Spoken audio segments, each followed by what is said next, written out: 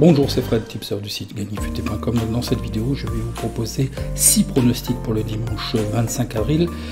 À part, avant toute chose, vous savez très bien, on va regarder les résultats. Donc je vous ai proposé Arsenal-Everton, match nul remboursé si under. Donc le under passe, on est remboursé. Sur Reims-Marseille, bon, un fait de match, une expulsion. Donc à 10 contre 11, c'est un autre match. On va pas y revenir. Un meilleur match de Marseille, donc à eux de confirmer. Donc ils ont gagné 3-1, donc pour nous c'est un pari perdant. Je vous ai proposé le match nul remboursé si under, donc il y a des buts en trop. Donc voyons voir tout de suite. Donc au programme l'avant-match futé du dimanche 24. Donc on a vu les résultats. Donc au programme vous avez le time code, vous avez Lorient-Bordeaux. En apéritif, on va pas tirer sur l'ambulance Bordeaux, mais on va tirer sur le bouchon. Villarreal, Barcelone, Angers, Monaco, Cagliari, l'AS Rome, FC Séville, Grenade et Lyon, Lille. Voyons voir tout de suite le premier match Lorient-Bordeaux. Donc Lorient est 17e avec 32 points, ils ont 1673 points et le rating, et Bordeaux est 16e avec 36 points avec 1637 points et le rating. Vous aurez compris que les deux doivent fuir la zone de relégation, mais Bordeaux joue effectivement la relégation. C'est ce que je vous avais dit en début de saison. Certains avaient été jusqu'à disliker et m'insulter sur ma vidéo en début de saison, et je vous avais bien dit que Bordeaux voilà, c'était un leurre et je me suis pas trompé. Je suis un petit peu voyant des fois, hein, mais bon, c'est vrai, je suis un peu clairvoyant. Donc Lorient gagne à 24%, ils font match nul à 24%, ils perdent à 51%, ils font des over plus de 2,5 buts à 54%, des under à 45%, ils marquent en premier à 36%, ils encaissent en premier à 63%, un rapport de plus 1,139%. Pour ce qui est de Bordeaux, ils gagnent à 30%, ils font match nul à 18%, ils perdent à 51%, ils font des over plus 2,5 buts à 60%, des under à 39%, ils marquent en premier à 48%, ils encaissent en premier à 42%, et un rapport de moins 14% sur ces équipes. Voyons voir le face-à-face domicile-extérieur. Donc une très belle régularité hein, de Lorient à domicile, c'est quand même beaucoup mieux à domicile. Ce qui est de Bordeaux, bon bah voilà, une seule victoire en 5 matchs, on va pas refaire le cinéma. L'historique des confrontations nous apprennent que Bordeaux ne l'a plus emporté depuis 4 dernières confrontations, et en 2017 Lorient a fait match nul. Voyons voir le face-à-face. Au niveau des effectifs, tout d'abord l'alerte algo nous détecte le 1, victoire de Lorient. Pour ce qui est de Lorient, un petit peu gênant, le buteur maison qui serait incertain, donc il faudrait voir. Malgré tout, 3 défenseurs dédoubleraient un milieu de terrain, un dispositif tactique probablement 5-3-2. Pour ce qui est de Bordeaux, tout aussi gênant, un attaquant faisant partie de l'équipe type, un défenseur aussi faisant partie de l'équipe type. Avec ceci, un petit milieu de terrain et un attaquant d'absent, et puis un autre milieu de terrain qui sera de toute façon absent puisqu'il est suspendu, un dispositif tactique en 4-3-3. Voyons voir les statistiques que je vous ai trouvées sur ce match. Donc Lorient est invaincu dans 6 des 7 derniers matchs à domicile en Ligue 1. Lorient a gagné juste seulement un de ses 6 derniers matchs en Ligue 1. Lorient a marqué au moins un but lors des 8 derniers matchs consécutifs à domicile en Ligue 1. Lorient a concédé une moyenne de 1,69 buts lors de ses matchs à domicile en Ligue 1. Pour ce qui est de Bordeaux, est sur une série de 4 défaites consécutives en Ligue 1. Ça, on l'a vu, Bordeaux a gagné seulement un de leurs 12 derniers matchs en Ligue 1. Bordeaux a perdu ses 3 derniers matchs consécutivement à la mi-temps et à la fin du temps réglementaire, half-time, full-time. Plus 2,5 buts ont été marqués dans les 5 derniers matchs de Bordeaux. Bordeaux a concédé une moyenne de 1,69 buts lors de ces matchs à l'extérieur. Les probabilités, le BTS nous donne le BTS oui à 53%, le under à 47%. Restez à l'écart, les codes sont trop serrés et pas value. Le over, le under nous donne le over à 51%, le under à 49%. Et là aussi, c'est une petite divergence côté des cotes, donc reste à l'écart. Les probabilités N2 nous donnent la victoire de Lorient à 49%, match nul à 31%, la victoire de Bordeaux à 20%, le score probable de 1. Effectivement, bon, en plus il est détecté par le logiciel de stats. La cote du 1 est à 2,07. Qu'est-ce que je vous propose? Ben, tout simplement, hein, la victoire de Lorient à 2,07. Bordeaux, voilà, il n'y a plus grand-chose qui va. C'était prévisible. Ceux qui voudraient sécuriser avec le 1 rembourser Sienne, je ne vous le conseille pas puisque la cote équivalente est à 1,48. Donc elle est inférieure à 1,51. Je ne vous la conseille pas.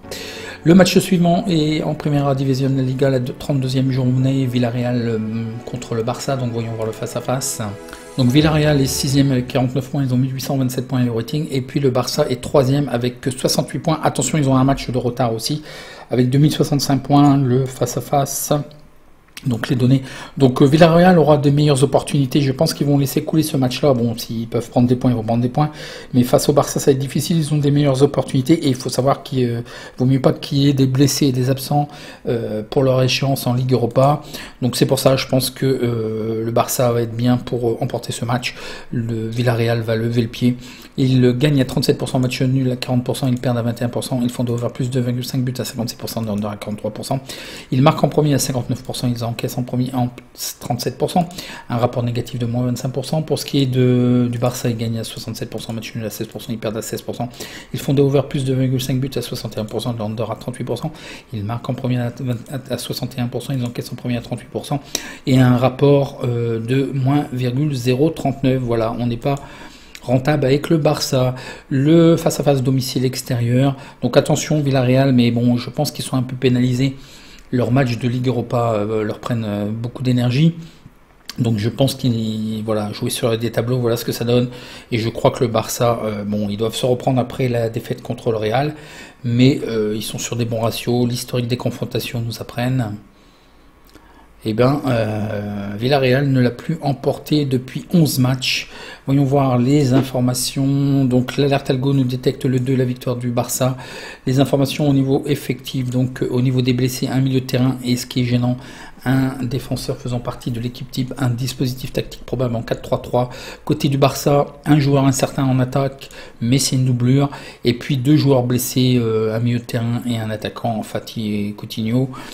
Un dispositif tactique probable en 3-5-2. Pour ce qui est des statistiques, lors des 45 derniers matchs de toute compétition, Villarreal est invaincu à 39 reprises. Villarreal a gagné un seul de ses 6 derniers matchs à domicile en Liga.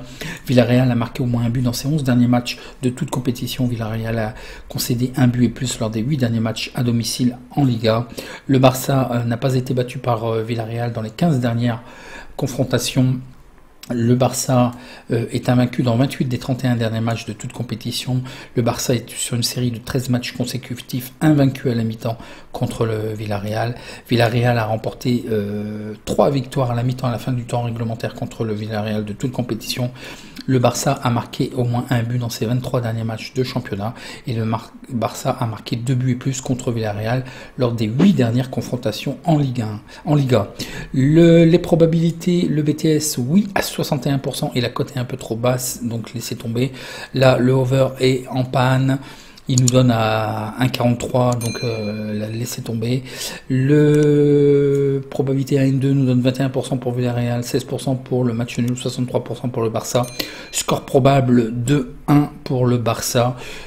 Effectivement, c'est ce que je verrais bien. La victoire de Barça, voilà ce que je vous propose, à une cote de 1,66. Je pense que Villarreal, s'ils peuvent gratter des points, ils le feront. Le Barça est quand même au-dessus. C'est la dernière ligne droite aussi pour eux. Ils ont un match de retard. Ils peuvent reprendre la tête du championnat avec leur match de retard. Donc c'est un match qui est à leur portée. Villarreal ne doivent pas se blesser, il ne doit pas y avoir d'absent pour l'échéance en Ligue Europa. Ils vont, je pense, lever le pied. Donc le match suivant est en Ligue 1, la 34e journée, Angers contre Monaco. Un petit salut à Richard, ça va lui faire plaisir. Un fidèle supporter de l'AS Monaco que je propose ce match. Donc voyons voir au niveau du face-à-face. Alors, Angers est 12e avec 41 points, ils ont 1667 points le rating, et Monaco est 3e avec 68 points, ils ont 1880 points et le rating. Le classement domicile extérieur, mais voyons voir le face-à-face. Donc bon, je pense qu'Angers, là, ils sont dans le ventre creux, hein, ils n'ont plus rien à jouer, je pense que le match, ils vont le laisser couler. Ils n'ont plus gagné depuis 5 matchs, par contre une très belle régularité de Monaco. Angers gagne à 33%, match nul à 24%, ils perdent à 42%. Ils font des over plus de 2,5 buts à 51%, des under à 48%. Ils marquent en premier à 48%, ils encaissent en premier à 51%. Un petit rapport de plus 3% sur cette équipe. Pour ce qui est de Monaco, ils gagnent à 63%, match nul à 15%, ils perdent à 21%. Ils font des over plus de 2,5 buts à 75%, des under à 24%. Ils marquent en premier à 63%, ils encaissent en premier à 36%. Un rapport positif de plus 69%. Voyons voir le face-à-face domicile extérieur. Donc ça alterne hein, entre le match nul et les défaites côté Angers. Une très belle régularité de Monaco. Voyons voir l'historique des confrontations. Donc Angers ne l'a plus emporté depuis 4 saisons et ils ont fait match nul l'année dernière. Donc aux côtés de l'alerte algo, ils nous détectent le 2, la victoire de Monaco, et le over qui serait valu à partir de 1,36. Côté Angers, au niveau d'information, 2 joueurs clés de cet effectif, un milieu de terrain, un défenseur absent, un autre attaquant et un défenseur absent, un dispositif tactique probablement 4-5-1. Pour ce qui est de Monaco, 2 joueurs blessés, des doublures en milieu de terrain et des absents aussi cause virus PCC, 4 joueurs détectés positifs, un dispositif tactique en 4-4-2, donc ce sont des doublures. Les probabilités que je vous trouve au niveau des statistiques, lors des 11 derniers matchs en Ligue 1, Angers a un mauvais bilan de seulement une victoire. Lors des 9 derniers matchs en Ligue 1 à domicile, Angers a encaissé un but et plus. Angers concède une moyenne de 1,50 buts lors de ces matchs à domicile en Ligue 1. Pour ce qui est de l'AS Monaco, les 5 derniers matchs en Ligue 1, l'AS Monaco a gardé une feuille blanche, donc des clean sheets, ils n'ont pas encaissé de but. Lors des 25 derniers matchs en Ligue 1, l'AS Monaco est invaincu 21 reprises. L'AS Monaco a gagné par une marge de 3 buts et plus les 4 derniers matchs de Ligue 1. Plus 2,5 buts ont été marqués dans les 4 derniers matchs de l'AS Monaco en Ligue 1. En moyenne, l'AS Monaco marque 2,12 buts lors de ces derniers matchs de Ligue 1. Les probabilités 1-2, c'est le 50-50 et effectivement les books aussi c'est très serré. Les deux équipes marquent, donc restez à l'écart. Le over et le under nous donnent le under à 51% et là la cote est un peu trop basse. Les probabilités 1-2 nous donnent la victoire de Angers à 6%, match nul à 8%, 87% pour la victoire de Monaco. Bon là c'est un petit peu exagéré. Score probable 3-0, effectivement c'est ce que je verrai. Le logiciel de stats le détecte aussi à 3-0. Qu'est-ce que je vous propose? Tout simplement la cote évalue, on va pas s'en gêner. À 1,48, la marge n'est pas énorme, mais voilà, c'est bon pour la confiance, c'est bon pour diluer aussi la variance. La victoire de Monaco à 1,48. Le match suivant est en Serie A, Cagliari, l'AS Rome. Donc là, c'est une très grosse cote que je vous propose. Voyons voir le face-à-face. Alors, Cagliari est 18e, ils sont relégables à 28 points et 1662 points le rating. Et l'AS Rome peut accéder aux places européennes. Ils sont 7e avec 55 points, ils ont 1833 points et le rating. Donc au niveau de classement domicile extérieur, mais voyons voir les données. Donc il y a du mieux, ils sont sur 2 victoires Cagliari, et puis l'AS Rome alterne, mais ils viennent d'obtenir quand même un bon match nul contre l'Atalanta. Torino qui revient bien, ils ont eu une défaite contre Torino et avant ça ils avaient gagné contre Bologne, donc il y a une réaction possible pour l'AS Rome et ils n'ont plus le choix pour l'Europe. Donc Cagliari gagne à 21%, ils font match nul à 21%, ils perdent à 56%, ils font des over plus 2,5 buts à 40%, des under à 59%, ils marquent en premier à 37%, ils encaissent en premier à 62%, il y a un rapport négatif de moins 41% sur cette équipe. Pour ce qui est de l'AS Rome, ils gagnent à 50%, match nul à 21%, ils perdent à 28%, ils font des over plus 2,5 buts à 65%, des under à 34%, ils marquent en premier à 65%, ils encaissent en premier à 31%, il y a un rapport négatif de moins 18%, voyons voir le face-à-face domicile extérieur. Donc c'est du pareil, c'est du même acabit, sauf qu'il reste sur une victoire contre Parme, mais bon, c'est pas génial. Attention quand même à l'extérieur, Rome doit se reprendre, c'est pas ça. L'historique des confrontations nous apprennent que Cagliari ne l'a plus emporté depuis 7 matchs, donc voyons voir au niveau effectif. L'alerte algo nous détecte le 2, la victoire de l'AS Rome. Côté des effectifs, alors attention, je ne comprends pas, les deux équipes sont assez touchées, aussi bien l'un que l'autre. Côté des blessés, 2 milieux de terrain, et côté absent pour cause de suspension, un milieu de terrain et un attaquant. Et le gardien titulaire quand même, c'est important, le gardien titulaire est absent, cause Covid, donc il y aura certainement un dernier test, je n'ai pas le résultat, mais sachant que quand même c'est le gardien titulaire, souvent au niveau de la défense et de la communication, il vaut mieux que ce soit quand même le gardien titulaire. Un dispositif tactique en 3-5-2, et côté de l'AS Rome, il y a effectivement aussi des soucis au niveau effectif, mais ce n'est pas nouveau, c'est récurrent. Par contre, ces joueurs, certains ont repris l'entraînement, ils sont susceptibles d'être sur la feuille de match. Donc il y a quand même 2 milieux de terrain et 2 défenseurs. Ce qui est sûr, c'est qu'il y aura Pedro et Ricardo Calfiori, un milieu de terrain et un défenseur qui seront absents, et un suspendu Ibanez. Donc il y a uniquement un défenseur faisant partie du dispositif tactique clé et l'équipe type pour moi. Donc il n'y a quand même pas le trop à s'alarmer, d'autant plus qu'il y a quand même 4 joueurs assez frais, qui serait susceptible de rentrer. Un dispositif tactique de 3-4-2-1. Donc je ne comprends pas les cotes. Cagliari n'a gagné que 4 des 25 derniers matchs en Serie A. Le nombre moyen de concédé par Cagliari est de 1,81. Pour ce qui est de la AS Rome, ils sont invaincus à la mi-temps contre Cagliari dans les 19 dernières rencontres en championnat. Bon, tout ça c'est bateau. Rome n'a pas perdu contre Cagliari dans 22 des 25 derniers matchs en Serie A. Donc ça c'est le passé. L'AS Rome n'a pas été battue par Cagliari lors des 11 derniers matchs en Serie A.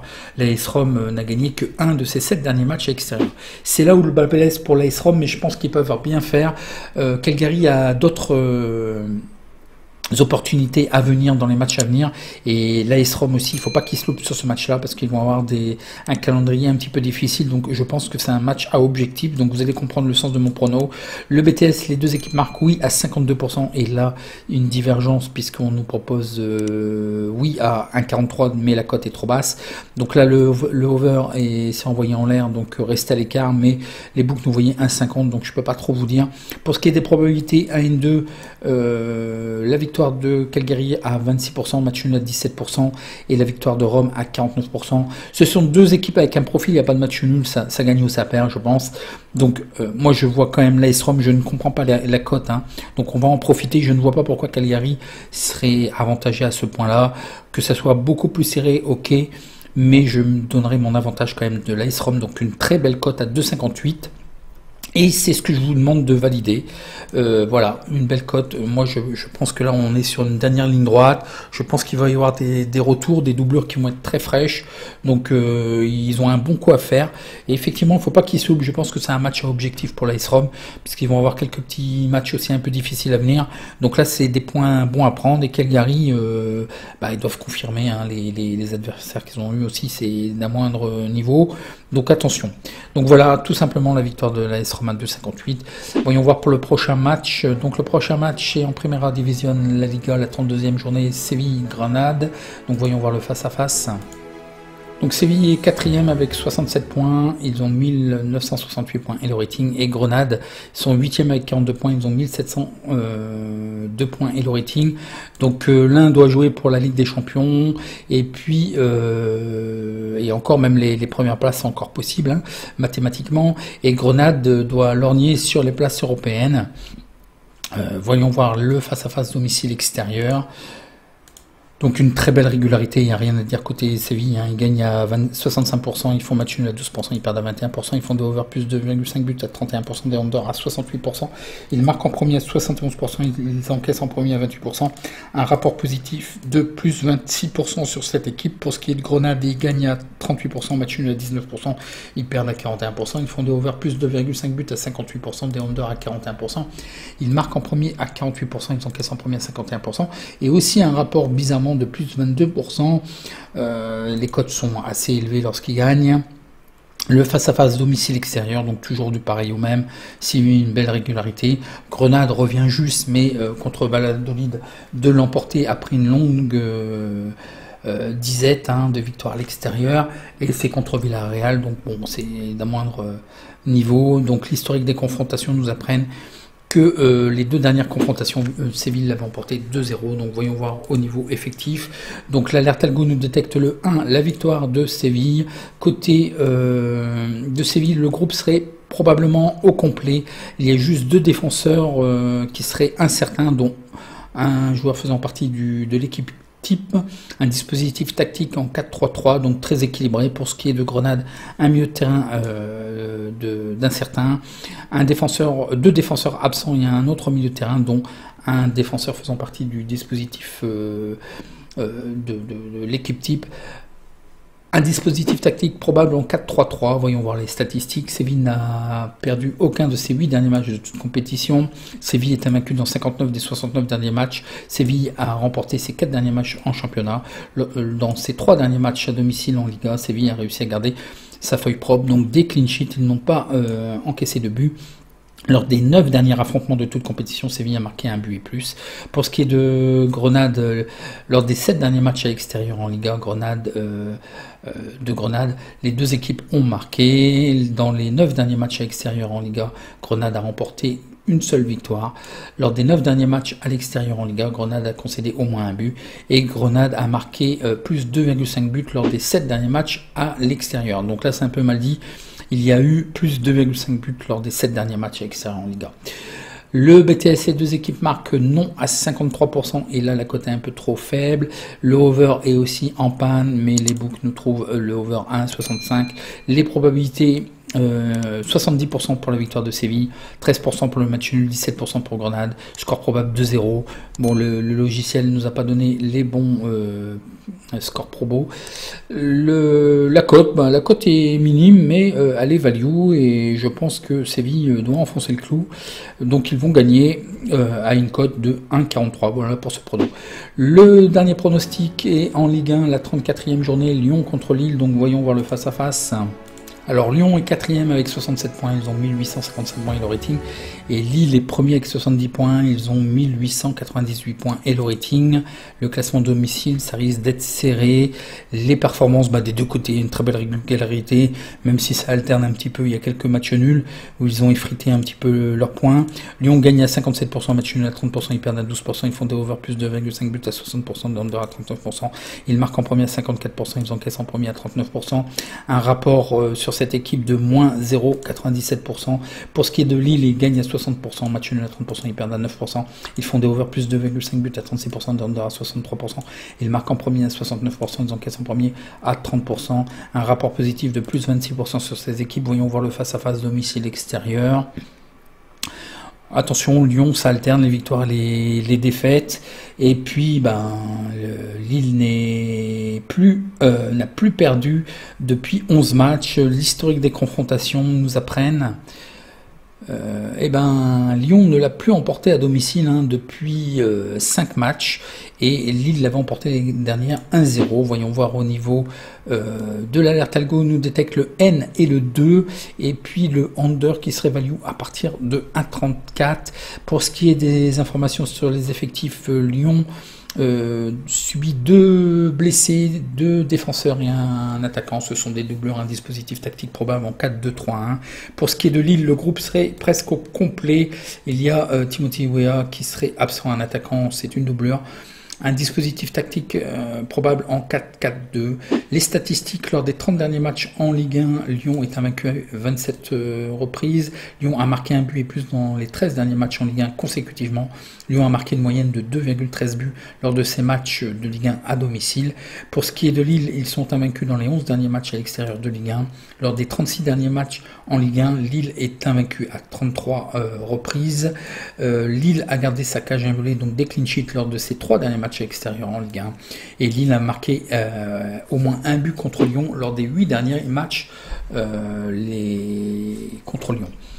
Les probabilités, le BTS, oui, à 55%, et là les books sont vraiment très indécis, donc restez à l'écart. Le over-under nous donne à 50%, over-under c'est pareil, très indécis.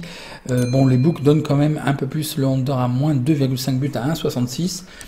Pour ce qui est des probabilités 1-2, nous donne la victoire de Lyon à 30%, le match nul à 37%, la victoire de Lille à 33%, le score probable 1-1, effectivement c'est ce que je retiens.